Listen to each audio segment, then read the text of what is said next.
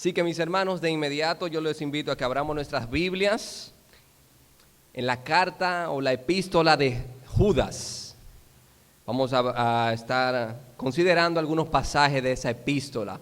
Judas, eso está justamente antes de Apocalipsis, eso es una sola hoja.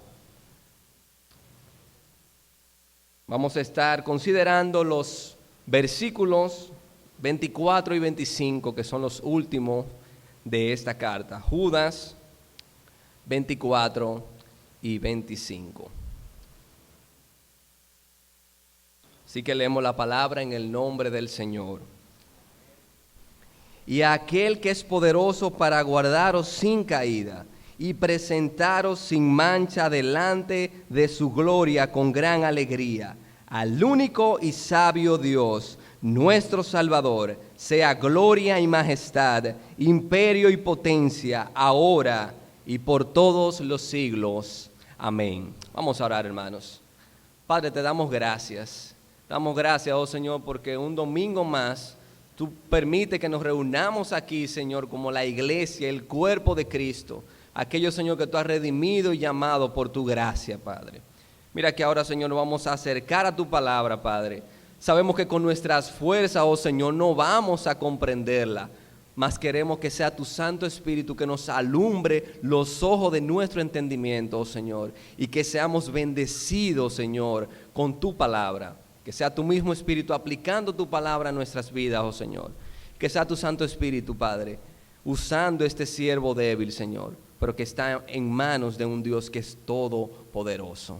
Oh Señor, en el nombre y por los méritos de Jesucristo, te pido esto, Señor, y te damos gracias. Amén. Hermanos, como muchos sabrán, hoy en día es una tendencia nacional el programa Dominican Got Talent. Creo que todos aquí hemos visto aunque sea un video de Dominican Got Talent.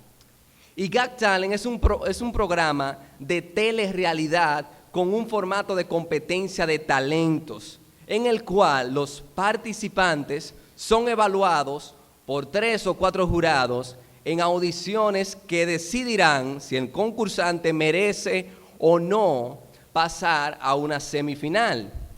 Su emisión en nuestro país, República Dominicana, debutó en el mes de septiembre de este año por un canal que es de televisión nacional. Y cada miembro del jurado tiene en la mesa un botón que es de color rojo. Y este botón de color rojo sirve para parar la actuación. El que lo pulse significará que ya no quiere seguir escuchando o viendo el espectáculo. Y si los 4 jurados entonces pulsan el botón rojo, la actuación se detiene de inmediato. Para que alguien entonces quede seleccionado, tiene que haber 3 valoraciones positivas como mínimo, y que toda la gente, más bien dicho, como mínimo 3 valoraciones positivas, y de todas las personas que pasen, se hará una selección final para decidir los que llegarán a la semifinal. Pero también los jurados tienen en la mesa un botón que es preciado, que es el botón dorado. Y este pulsador es el más importante de la mesa del jurado. Y solo se puede pulsar una sola vez cada jurado. Y ese participante que obtenga ese botón dorado pasa de inmediato a la semifinal. Ahora bien, mis hermanos, cuando nosotros nos acercamos a esta carta de Judas, podemos notar que hay personas dentro de la iglesia que Dios, quien es que juzga, les ha dado su botón rojo. Dios los ha descalificado y estas personas están destinadas a la condenación. Pero hay personas, otro grupo de personas, que el mismo Dios ha llamado, ha santificado y guardado en Jesucristo, y a estas es que Dios les ha dado su botón dorado. Estas personas llegarán hasta la final. Judas les dice a este grupo de hermanos que deben contender ardientemente por la fe, ya que el grupo de los descalificados estaba introduciendo herejías destructoras y apostatando de la santísima fe. Una idea que caracteriza esta epístola de Judas es: tengan cuidado con los apóstatas, tengan cuidado con sus herejías, esos que por su mal comportamiento y por sus creencias erróneas son manchas dentro de la iglesia. Pero aún en medio de este entorno, Judas concluye esta carta, mis hermanos, con una doxología, con una alabanza a Dios, dirigiendo la mirada a aquel que es poderoso, único, sabio, salvador y merecedor de toda la gloria. Hermanos, aún en medio de la apostasía y la herejía de algunos, la iglesia tiene y tendrá razones para alabar a Dios y sentirse segura. Aún en medio de la apostasía y las herejías que puedan surgir, la iglesia tiene razones para alabar a Dios y sentirse segura. Pero ¿cuáles razones tiene la iglesia para alabar a Dios? Y es esto precisamente lo que vamos a ver en esta mañana. La primera razón que la iglesia tiene para alabar a Dios y sentirse segura es que Él es poderoso. Él es poderoso, y eso es lo que nos dice la primera parte del versículo 24. Y aquel que es poderoso, o como también lo traducen otras versiones, aquel que puede. Y esto alude a que es un Dios que es omnipotente, un Dios que puede todas las cosas. Y en estos versículos, mis hermanos, ya Judas ha dejado a un lado el tema de los falsos maestros y sus prototipos, y él quiere dirigir la atención de sus lectores exclusivamente a la gloria de Dios. Pero ¿quién es este poderoso? Cuando nosotros vemos el versículo 5 de esta carta, nos dice: mas quiero recordaros, ya que una vez lo habéis sabido, que el Señor, habiendo salvado al pueblo de Egipto, después destruyó a los que no creyeron. Judas continuamente relata hechos que pasaron en la antigüedad para dar a entender que nosotros tenemos un Dios poderoso y que ese mismo Dios poderoso juzgará a los impíos y a aquellos apóstatas. Estos hermanos conocían muy bien las historias de sus antepasados. Ellos sabían lo que se relata en Deuteronomio 26:8. Deuteronomio 26:8 dice: y los egipcios nos maltrataron y nos afligieron y pusieron sobre nosotros dura servidumbre, y clamamos a Jehová, el Dios de nuestros padres, y Jehová oyó nuestra voz y vio nuestra aflicción, nuestro trabajo y nuestra opresión. Y miren lo que continúa diciendo este versículo: y Jehová nos sacó de Egipto con mano fuerte, con brazo extendido, con grande espanto y con señales y con milagros. Estos hermanos también debían comprender que el Dios que estuvo en aquel tiempo con el pueblo de Israel es el mismo Dios que los había llamado, santificado y guardado en Jesucristo. Judas lo que les está diciendo es: yo sé que en medio de ustedes hay falsos maestros, yo sé que algunos de los que ustedes llamaban hermanos han negado la fe, han negado a nuestro Señor Jesucristo, pero lo que yo también sé y ustedes saben es que nuestro Dios es poderoso, así que alábenle, alaben a Dios. Ustedes sí tienen el Espíritu Santo, ellos no, ellos son sensuales, dice Judas. Para ustedes está reservada la vida eterna, para ellos está destinada la condenación eterna. Dice el Salmo 62:11: una vez habló Dios y 2 veces he oído esto, que de Dios es el poder. Hermanos, si hay algo que la iglesia tiene que creer hoy firmemente, que vemos que la apostasía y las herejías están de moda, es que el Dios que adoramos es todopoderoso y es el mismo Dios del Antiguo Testamento. Ese es el mismo Dios que está con nosotros. Sí, mi hermano, el Antiguo Testamento es para nosotros también. El apóstol Pablo, hablando de varios sucesos que pasaron mientras Moisés conducía al pueblo por el desierto, él dice en 1 Corintios 10:11: y estas cosas les acontecieron, o sea, unos juicios tras juicios que trajo Dios al pueblo, estas cosas les acontecieron como ejemplo y están escritas para amonestarnos a nosotros, a quienes han alcanzado los fines de los siglos.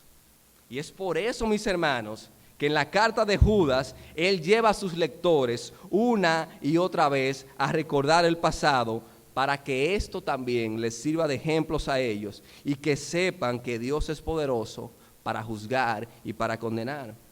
Pero Él mismo con su poder guardará a los suyos sin caída. Hermanos, Dios preservará a su iglesia.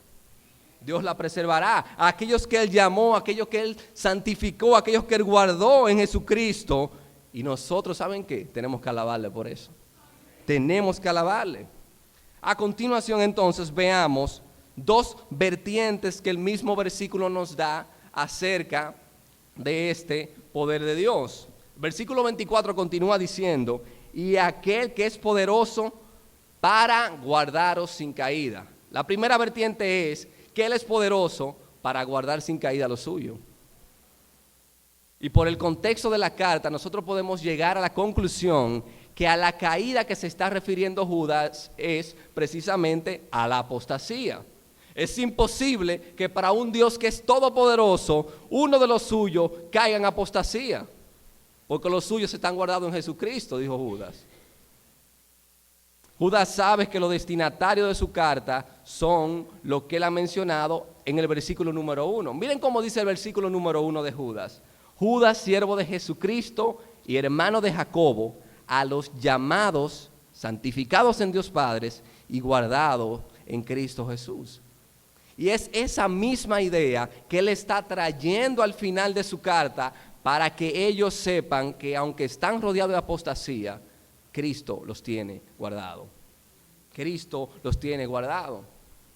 En 2 de Timoteo, el apóstol Pablo menciona varias personas que se habían desviado de la fe. Personas que trabajaron con él en ministerios y luego habían apostatado. Y estas personas que Pablo menciona eran Himeneo, Fileto y Demas. Y este último, que es mencionado por el apóstol también en dos cartas más, en Colosenses y Filemón.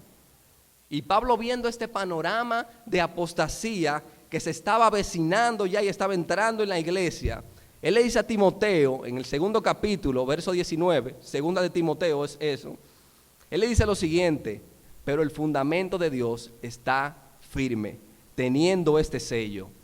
Oigan cuál sello tiene el fundamento de Dios: conoce el Señor a los que son suyos, y apártese de iniquidad todo aquel que invoca el nombre de Cristo. Hermano, el Señor conoce a los que son suyos. No es verdad que el Señor se le va a ir una o se le va a ir uno. Pablo sabía que no importaba lo que se habrían ido, porque desde antes de la fundación del mundo el Señor conoció a los que son suyos. ¿Qué dice Romanos 8, 29 al 30? Porque a los que antes conoció, también los predestinó para que fuesen hechos conforme a la imagen de su Hijo, para que Él sea el primogénito entre muchos hermanos. Y a los que predestinó, a estos, y miren bien cómo Pablo es bien específico, a estos también llamó, y a los que llamó, a estos también justificó, y a los que justificó, a estos también glorificó. La victoria de la iglesia sobre la apostasía, adivinen en quién se encuentra. Solamente en Jesucristo. Solamente en Jesucristo, aquel que es 100% Dios y 100% hombre, aquel que vino al mundo a morir, a vivir, a morir y a resucitar por nosotros para darnos vida y vida en abundancia. Hermanos, Dios se ha dispuesto a guardar a su iglesia sin caída. Y ¿saben algo, mis hermanos? Y esto es un secreto. Él lo va a hacer. Él va a guardar a su iglesia sin caída. La iglesia no fue un plan fortuito de Dios. Es la nueva creación que Dios se ha dispuesto a llamar, a santificar y guardar en Cristo Jesús desde antes de la fundación del mundo. ¿Adivinen para qué? Para la alabanza de su gracia, como dice en Efesios. Primera de Pedro 1:5 dice que ese poder de Dios que nos guarda es mediante la fe. O sea, no somos guardados por nuestra propia fuerza, sino es que la fe que Él mismo produce en nosotros es la que nos mantiene guardados y formando parte de su iglesia. Fue Cristo que edificó su iglesia y Él dijo que las puertas del Hades no prevalecerán contra ella. No fue un cualquier hombre que la fundó, fue el mismo Señor Jesucristo. Así que se podrá levantar Satanás con sus demonios y no van a hacer apostatar a ninguno que formen parte de la iglesia de Cristo. No lo van a hacer. Aquellos que negaron la fe en el pasado y aún los que la niegan en el presente, nunca han sido parte de la iglesia. Nunca han sido parte de la iglesia. Y podemos verlo eso en la palabra de Dios. Primera de Juan 2, del 19 al 20 dice: hijitos, ya es el último tiempo, y según vosotros oísteis que el anticristo viene, así ahora han surgido muchos anticristos. Por eso conocemos que es el último tiempo. Salieron de nosotros, pero no eran de nosotros. Porque si hubieran sido de nosotros, habrían permanecido con nosotros, pero salieron para que se manifestase que no todos son de nosotros. Ahora, mis hermanos, ¿cómo entonces se nota esto en la práctica de que estamos siendo guardados sin caída? ¿Cómo podemos ver esto en la práctica? En los versículos 20 al 21, Judas dice: pero vosotros, amados, edificándoos sobre vuestra santísima fe, orando en el Espíritu Santo, conservaos en el amor de Dios, esperando la misericordia de nuestro Señor Jesucristo para vida eterna. Una iglesia, mis hermanos, que está siendo guardada sin caída por el poder de Dios, se conserva en el amor de Dios. La marca de una iglesia de Cristo es el amor. Es el amor. Jesucristo lo dijo: en esto conoceréis que sois mi discípulo. ¿Cómo? Si os amáis los unos a los otros. Edificándose los unos a los otros con el evangelio, orando fervientemente y sobre todo esperando expectante la venida de nuestro Señor y Salvador Jesucristo. Esa es la primera vertiente, que Dios es poderoso para guardar sin caída lo suyo. La segunda vertiente que vemos en el mismo versículo es que Él es poderoso para presentar a los suyos sin mancha delante de su gloria y con gran alegría. Eso es lo que continúa diciendo el versículo 24 al final: y presentaros sin mancha delante de su gloria y con gran alegría. Judas les hace saber que aunque en medio de ellos habían falsos hermanos, que eran manchas en sus fiestas solemnes, manchas en sus ágapes, como dice el versículo 12, Dios quitaría y condenaría a todos esos apóstatas una vez y para siempre cuando vaya a presentar a su iglesia sin mancha.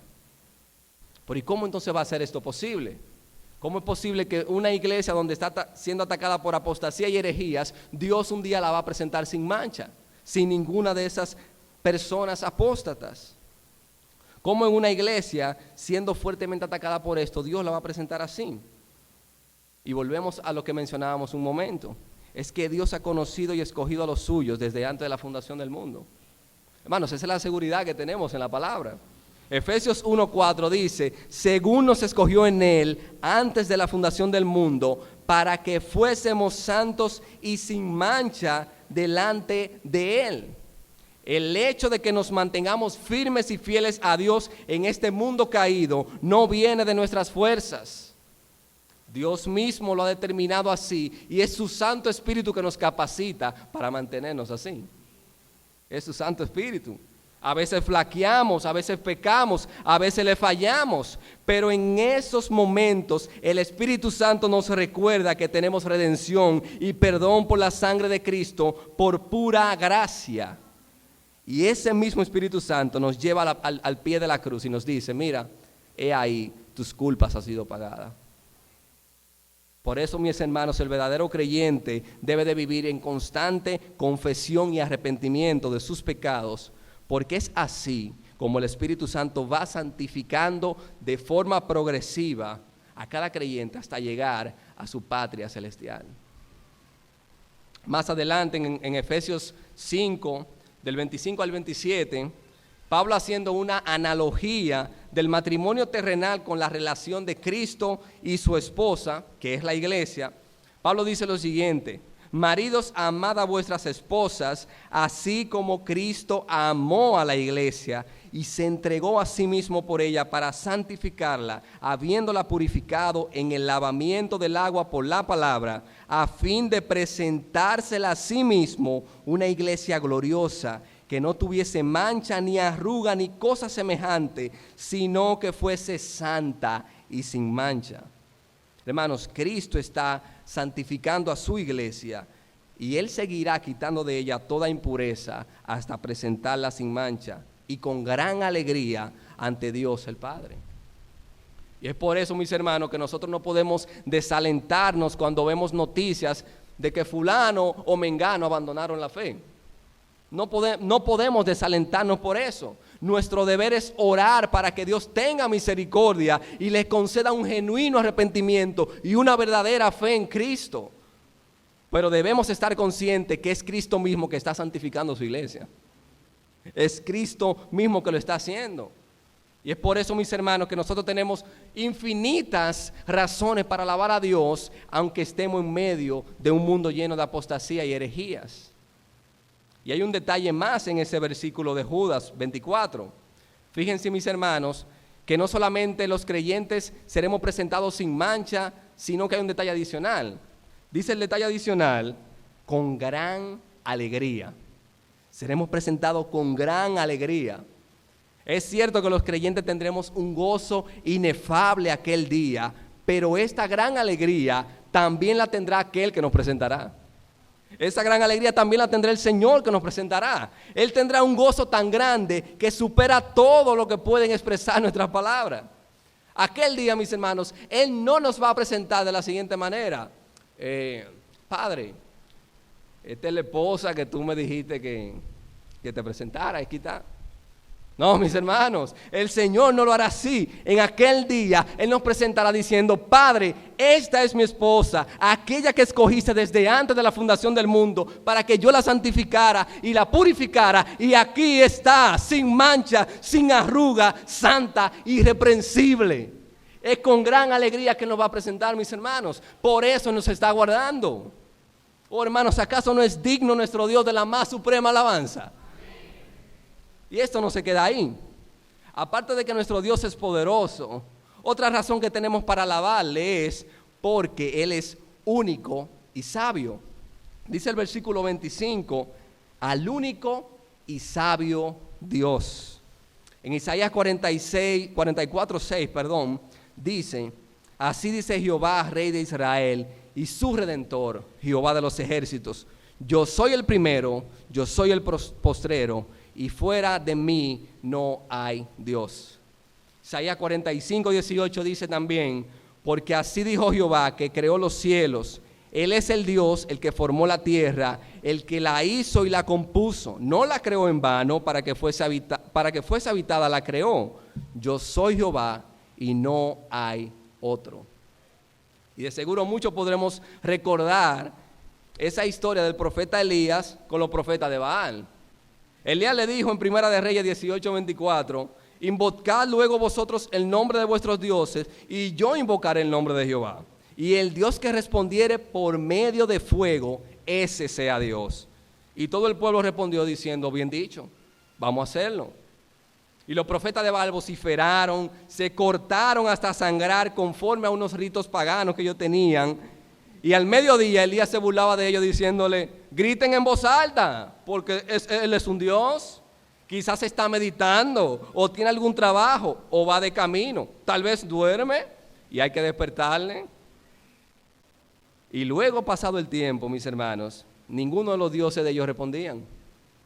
Entonces dijo Elías: acercaos a mí todo el pueblo, y todo el pueblo se le acercó. Y él arregló el altar de Jehová que estaba arruinado, y tomando Elías 12 piedras conforme al número de las tribus de los hijos de Jacob, al cual había sido dada palabra de Jehová diciendo: Israel será tu nombre, edificó Elías con las piedras un altar en el nombre de Jehová, y después hizo una zanja alrededor del altar, en que cupieran 2 medidas de grano. Preparó luego la leña, cortó el buey en pedazos y lo puso sobre la leña. Y dijo: llenad 4 cántaros de agua y derramadla sobre el holocausto y sobre la leña.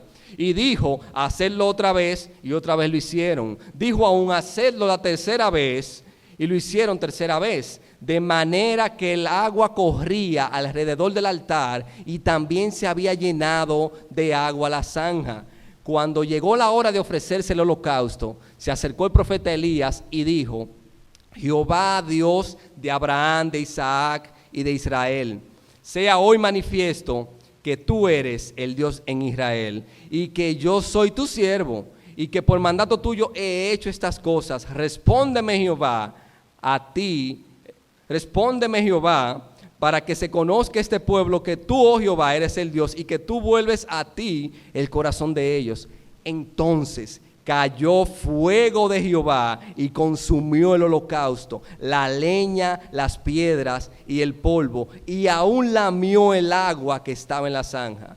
Y viendo esto, el pueblo se postraron y dijeron: Jehová es el Dios, Jehová es el Dios. Mis hermanos, esos hermanos a los que Judas les escribía, como nosotros también hoy en día, necesitamos tener presente que hay un solo Dios y que es el Dios todopoderoso. Mahoma no es un Dios, Buda no es un Dios, solo hay un único y verdadero Dios y un solo mediador entre Dios y los hombres, Jesucristo, hombre. Y tenemos que tener esto pendiente de que hay un solo mediador entre Dios y los hombres, por lo siguiente que voy a decir, mis hermanos. En aquel tiempo de Judas, en ese tiempo estaba comenzando a surgir dentro de la iglesia también un grupo que luego, con el pasar del tiempo, se le llamaron los gnósticos. Y estos practicaban obviamente el gnosticismo. ¿Y qué es esto del gnosticismo? Para que tengamos una idea. El gnosticismo fue tal vez la más grande herejía que amenazó a la iglesia primitiva durante los primeros 3 siglos. Influenciada por filósofos tales como Platón, el gnosticismo estaba basado en falsas premisas. Y la primera falsa premisa que ellos tenían era que adoptaban un dualismo entre el espíritu y la materia. Los gnósticos aseguran que la materia es inherentemente mala y el espíritu es bueno. Y como resultado de esta presuposición, los gnósticos creen que cualquier cosa que se haga en el cuerpo, incluso el pecado más grande, no tiene sentido. Porque la vida existe solamente en el reino de los espíritus. Y es por eso también que el mismo Judas confronta esta mala enseñanza en el versículo 4 y dice que esos hombres son impíos y estaban convirtiendo la gracia de Dios en libertinaje. Estas personas se estaban entregando a todas clases de pecados degradantes, incluso dentro de la iglesia. Y la segunda falsa premisa de este grupo religioso es que ellos afirman poseer un elevado conocimiento y una verdad superior, dada a conocer solamente a unos pocos.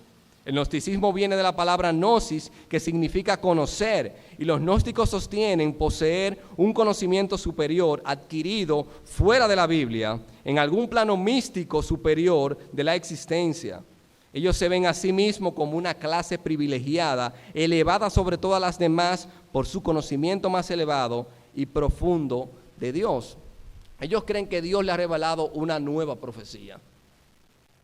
Y es por eso que Judas le dice que estas personas negaban a Dios, el único soberano, y a nuestro Señor Jesucristo, que rechazaban también la autoridad y que eran unos blasfemos. Digo todo esto, mis hermanos, porque esta religión todavía hoy en día existe. Pero nosotros como cristianos debemos de pararnos firmemente como un muro de contención y no permitir que nada de eso entre a la iglesia, que es la columna y el baluarte de la verdad. Si alguna idea, filosofía de vida o ideología que se pinta bonito, pero contradice, niega o tergiversa la palabra inerrante de nuestro Señor, oh mis hermanos, sea Dios veraz y todo hombre mentiroso.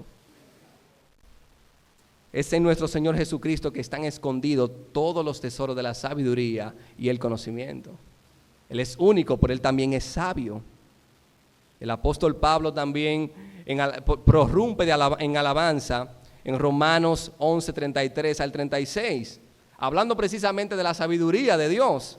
Y él dice lo siguiente: oh profundidad de las riquezas de la sabiduría y de la ciencia de Dios. Cuán insondables son sus juicios e inescrutables sus caminos, porque ¿quién entendió la mente del Señor? ¿O quién fue su consejero? ¿O quién le dio a él primero para que le fuese recompensado? Porque de él y por él y para él son todas las cosas. A él sea la gloria por los siglos. Amén. Y luego al terminar la carta, el mismo apóstol Pablo dice prácticamente lo mismo que dice Judas. Al único y sabio Dios sea gloria mediante Jesucristo para siempre. Hermano, nuestro Dios es sabio y único y Él es digno de alabanza. La tercera razón que tenemos entonces para alabar a Dios, aún en medio de la apostasía, es que Él es nuestro Salvador. Dice el versículo 25, al único y sabio Dios, nuestro Salvador. A diferencia de los falsos dioses y las falsas deidades que existían y existen, tenemos un Salvador que sí existe y que es verdadero. Un Salvador glorioso y que es humilde a la vez. Filipenses 2:6, un texto que conocemos muy bien, dice que el cual, hablando de Cristo, el cual siendo en forma de Dios no estimó el ser igual a Dios como cosa que aferrarse, sino que se despojó a sí mismo, tomando forma de siervo, hecho semejante a los hombres, y estando en la condición de hombre, se humilló a sí mismo, haciéndose obediente hasta la muerte y muerte de cruz. Por lo cual Dios también lo exaltó hasta lo sumo y le dio un nombre que es sobre todo nombre, para que en el nombre de Jesús se doble toda rodilla de los que están en los cielos y en la tierra y debajo de la tierra, y toda lengua confiese que Jesucristo es el Señor, para la gloria de Dios Padre.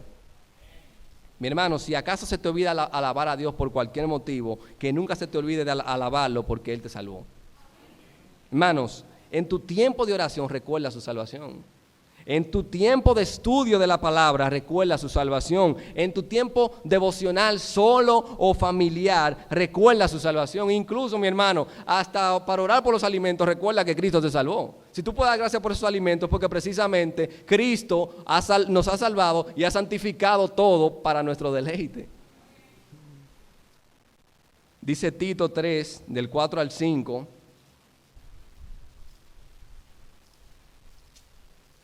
Dice lo siguiente, mis hermanos. Tito 3, del 4 al 5 dice, pero cuando se manifestó la bondad de Dios, nuestro Salvador, y su amor para con nosotros, nos salvó. No por obra de justicia que nosotros hubiéramos hecho, sino por su misericordia, por el lavamiento de la regeneración y por la renovación en el Espíritu Santo. Hermanos, si hoy estamos aquí no es porque seamos mejores que los que están allá afuera. Es porque Dios, por su gracia gratuita, nos ha salvado de la ira venidera y nos ha dado vida eterna. No hicimos nada, no contribuimos en nada para nuestra salvación. Solamente fue mediante la fe, no por ninguna obra que pudiéramos haber hecho. Y nuestro Dios es digno de alabanza porque Él es precisamente el que obró toda la obra de la redención en la persona de Jesucristo. Toda la obra de principio a fin. En cuarto lugar, mis hermanos, la iglesia tiene razón para alabar a Dios, aún en medio de la apostasía, porque Él es merecedor de todo en todo tiempo. Continúa diciendo el versículo 25, luego de decir nuestro Salvador, sea gloria y majestad, imperio y potencia, ahora y por todos los siglos. Amén. Uno de mis signos favoritos dice en su primera estrofa y luego en el coro, es digno nuestro Salvador de nuestra adoración. Venid, cantemos su loor de todo corazón, ensalcemos a Jesús, aclamemos con júbilo, aleluya, aleluya, aleluya. Amén. Y miren cómo Judas habla. Judas dice, sea la gloria. No es que será la gloria. Dios es digno de la gloria ahora en el presente, mis hermanos. Él será glorioso también en la eternidad, pero ahora en el presente Él es digno de toda gloria. Gloria se le da a una persona que ha hecho un acto grandioso. Y nuestro Dios ha hecho todo, creó los cielos y la tierra, nos salvó de la maldición del pecado, nos libró de la muerte y todo eso lo hizo para su propia gloria. Él es digno de la majestad, Él es digno de ser reconocido como lo que Él es, como un rey. Y así debemos de tratarlo, no solamente con nuestros labios, sino también con nuestras vidas. Que se note que Él es nuestro rey, que se note que a Él le damos majestad. Él es digno de todo imperio y toda potencia. Todos los reinos, todos los gobiernos del mundo están bajo su poder. Todos, todo poder está bajo el poder de aquel que es todopoderoso. Apocalipsis 5, 8 al 14 dice de la siguiente manera: y cuando hubo tomado el libro, los 4 seres vivientes y los 24 ancianos se postraron delante del Cordero. Todos tenían arpas y copas llenas de oro de incienso, que son las oraciones de los santos, y cantaban un cántico nuevo diciendo: digno eres de tomar el libro y de abrir sus sellos, porque tú fuiste inmolado y con tu sangre nos has redimido para Dios de todo linaje y lengua y pueblo y nación, y nos has hecho para Dios reyes y sacerdotes, y reinaremos sobre la tierra. Y miré y oí la voz de muchos ángeles alrededor del trono, y de los seres vivientes y de los ancianos, y su número era millones de millones, que decían a gran voz: el Cordero que fue inmolado es digno de tomar el poder, la riqueza, la sabiduría, la fortaleza, la honra y la gloria y la alabanza. Y todo lo creado que está en el cielo y sobre la tierra y debajo de la tierra y el mar, y a todas las cosas que en ellos hay, oí decir: al que está sentado en el trono y al Cordero sea la alabanza, la honra, la gloria y el poder por los siglos de los siglos. Y los 4 seres vivientes decían amén, y los 24 ancianos se postraron sobre sus rostros y adoraron al que vive por los siglos de los siglos. Esa exaltada posición de Dios, mi hermano, es cierta en la eternidad pasada, en el presente, y va a ser cierta por toda la eternidad. Él es digno de la más suprema alabanza. Oh, mis hermanos, cuando nosotros lleguemos a la gloria eterna y que estemos con nuestro Dios, lo que más nos va a sorprender no es la hermosura del lugar. No son las calles de oro y el mar de cristal que nos va a sorprender. Es que vamos a poder ver y adorar a nuestro Señor, y le veremos tal y como Él es, y seremos tal y como Él es. Seremos glorificados juntamente como Él es. Oh, mis hermanos, nosotros como iglesia tenemos razones para alabar a Dios hoy en el presente, ahora, para darle gloria por todos los siglos hasta la eternidad. Él es poderoso, Él es único, Él es sabio, Él es nuestro Salvador, y Él merece todo en todo tiempo. Todo lo que tenemos, Él lo merece. Nuestro dinero, nuestro tiempo, incluso nuestras vidas, si tenemos que darla, Él la merece, porque Él es digno de eso. Hermanos, aunque estamos viviendo en tiempos de dificultad, recordemos que Dios es el juez, y que Él a su iglesia, mis hermanos, les ha dado el botón dorado. Y en Dominicana Got Talent, el botón dorado llega a la semifinal. Pero su iglesia, la iglesia de Dios, no va a llegar a la semifinal. Va a llegar hasta la final, cuando Él presenta a su iglesia sin mancha y con gran alegría. Vamos a llegar hasta allá, porque nos ha guardado en Jesucristo, mis hermanos. Hermano, ¿acaso no es digno nuestro Dios de alabanza? Tenemos razones de sobra para alabar y glorificar a Dios. La iglesia que fue lavada, comprada en la cruz del Calvario por Jesucristo, tiene razones de sobra para alabar a su Señor y a su gran Dios y Salvador, que es Jesucristo. Y mi amigo, si estás aquí, aún no tienes a Cristo, permíteme decirte que tú también, junto con esos apóstatas que Judas menciona, tú también entonces serás destinado a la condenación eterna. Solo Jesucristo te puede salvar, solo Jesucristo puede venir a tu vida, renovarla, transformarte y hacerte formar parte de la iglesia. Así que te rogamos, reconcíliate con Dios antes de que sea tarde. Reconcíliate con tu Señor. Ven a Él en arrepentimiento por medio de la fe y Él te va a perdonar. Oh, mis hermanos, que Dios les bendiga. Y que tomemos esto, mis hermanos, estas razones y la hagamos nuestras. No solamente vengamos a alabar a Dios aquí en la iglesia, sino que la alabanza sea un tiempo en el que nosotros permanezcamos todas las horas de nuestra vida. Vamos a orar, mis hermanos. Padre, te damos gracias, Señor. Te alabamos y te bendecimos, Dios. A ti sea toda gloria, toda majestad, oh Señor, toda fortaleza es tuya, todo imperio es tuyo, Señor. Nosotros somos tuyos, oh Dios. Y tú eres digno, Señor, de la gloria que todo ser, Señor, te dé. Padre, gracias por tu palabra. Gracias, Señor, porque ella es la verdad, Señor. Gracias porque es ella, Señor, que edifica a tu iglesia, Padre. Gracias porque es ella que transforma a tu iglesia. Y gracias porque tu Santo Espíritu nos hace, Señor, comprender por lo menos un poco de las grandes riquezas que en ellas hay. Señor, bendice esta iglesia, bendice a estos hermanos, Padre amado. Y que nosotros, Señor, desde ahora en adelante, Padre, vivamos en continua alabanza a tu nombre, Señor, reconociendo que tú eres nuestro Salvador. Reconociendo, oh Señor, que tú nos vas a presentar un día ante tu gloria con gran alegría, Señor. Y eso debe de movernos, Señor, cada día más a vivir en santidad para ti, Padre. Oh Señor, gracias te damos por este tiempo. En el nombre de Jesús. Amén y amén. Dios le bendiga a mis amados hermanos.